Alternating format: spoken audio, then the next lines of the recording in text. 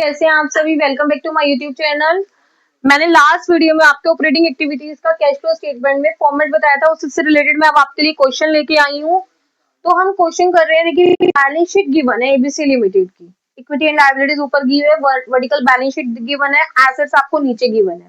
पहले तो ये देख लेंगे, हमें अपोजिट तो नहीं दी हुई। देखिए अपोजिट यदि गिवन है 22 पहले दे रखा है, 21 बाद में दे रखा है, तो इसको हम सही तरीके से देखेंगे। सबका नोट नंबर दिया हुआ है, जिसका हमें नोट नंबर दिया हुआ है उसका नोट नंबर नीचे चेक करना पड़ेगा हमें, और एडिशनल इन्फॉर्मेशन दी हुई है।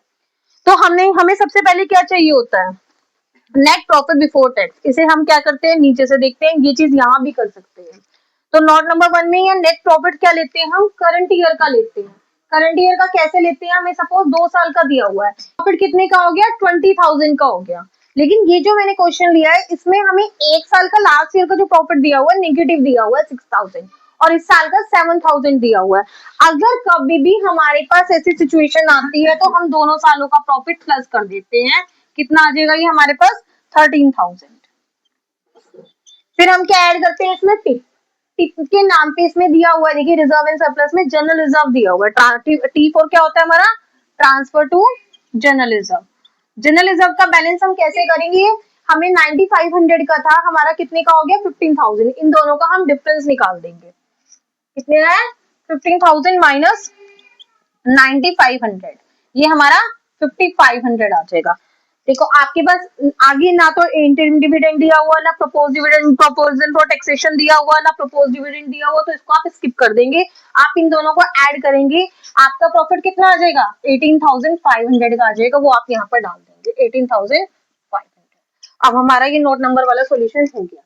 उसके बाद हम यहाँ पे क्या लिखते हैं, adjustments for non cash and non operating items. इसमें हम ऐड और लेस, ऐड में क्या करते हैं हम, depreciation, goodwill return of, patents return of, preliminary expenses return of, loss on sale of fixed assets, interest paid, और नीचे इंटरेस्ट रिसीव्ड, डिविडेंड रिसीव्ड और रेंट रिसीव्ड हम लेस करते हैं, और हमारा कोई भी प्रॉफिट हो रहा होगा फिक्स्ड एसेट्स पे वो करते हैं, ऐड करते हैं। लेकिन अब इसमें हम ये देखेंगे इस क्वेश्चन के अंदर हमें क्या गिवन है। देखिए पहले एडिशनल इन्फॉर्मेशन देख लीजिए, डिबेंचर्स की दे रखी है और इन्वेस्टमेंट्स की दे रखी है। ये हमारे ऑपरेटिंग में नहीं आते, ये आगे आएंगे, मैं आपको आगे बताऊंगी, ठीक है। अब हमारे पास सबसे पहले यहाँ पे क्या आता है, डेप्रिसिएशन आता है।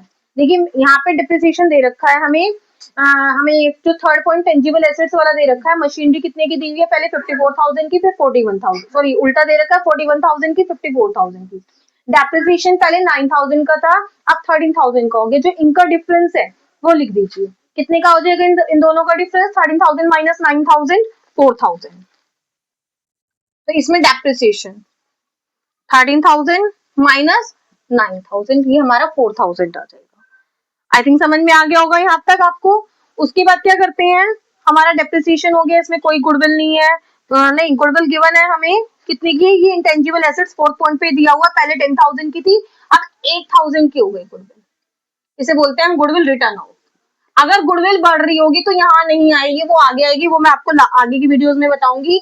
10,000 माइनस 8,000, कितने का आ गई गुडविल हमारी, 2,000। इंटरेस्ट पेड, देखो हमारी इसमें लॉन्ग टर्म बोरिंग्स ले रखी है, इसमें नीचे एडिशनल इन्फॉर्मेशन में कुछ नहीं कह रखा, हमारे कितनी की है लॉन्ग टर्म बोरिंग्स, 10% डिबेंचर्स हैं हमारे। क्या करते हैं, जो इंटरेस्ट हमेशा जो लगेगा हमारा प्रीवियस ईयर जो होगा, जो पिछले वाला साल है उस पर इंटरेस्ट लगेगा।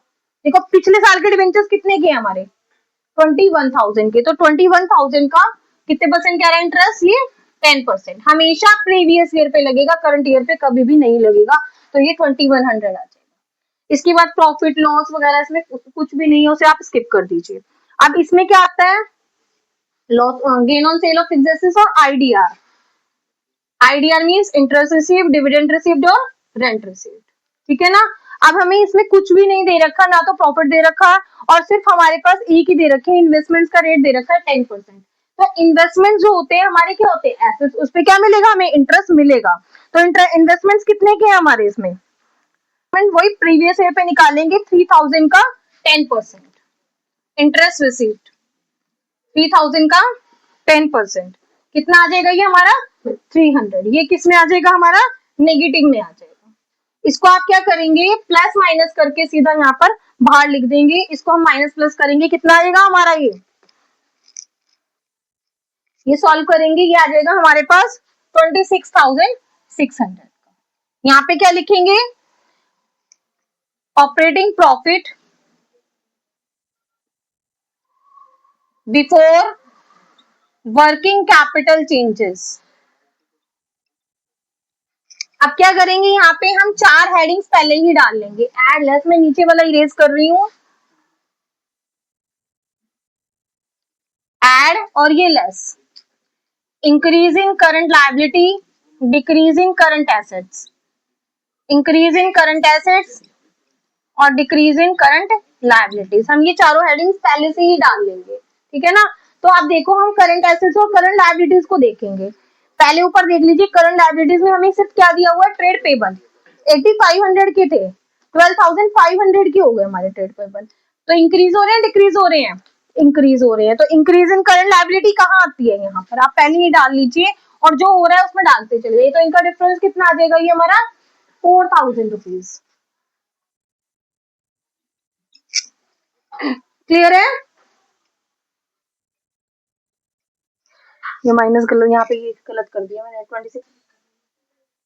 उसके बाद क्या है हमारी, हम करंट एसेट्स पे पहुंच जाएंगे। इन्वेंट्री हमारी 6,000 की थी, 24,500 की हो गई। तो क्या हो रही है हमारी, इंक्रीज हो रही है। कितने से इंक्रीज हो रही है, 18,500 से। तो इंक्रीज इन करंट एसेट्स कहाँ आते हैं, यहाँ पे। तो इन्वेंट्री को यहाँ डाल दीजिए, कितना आएगा डिफरेंस हमारा, ये 18,500 का माइनस में। अब हम क्या करेंगे, इनको प्लस करके दोनों को इसमें से माइनस करेंगे। हमारा आंसर कितना आ जाएगा, ये 11,800। तो यहाँ पे क्या लिखेंगे, net cash flow from operating activities. अगर ये आंसर हमारा नेगेटिव आता तो क्या आता है, यहाँ पे net cash use in operating activities. देख लीजिए अच्छे से, स्क्रीनशॉट ले लीजिए। Thank you and have a nice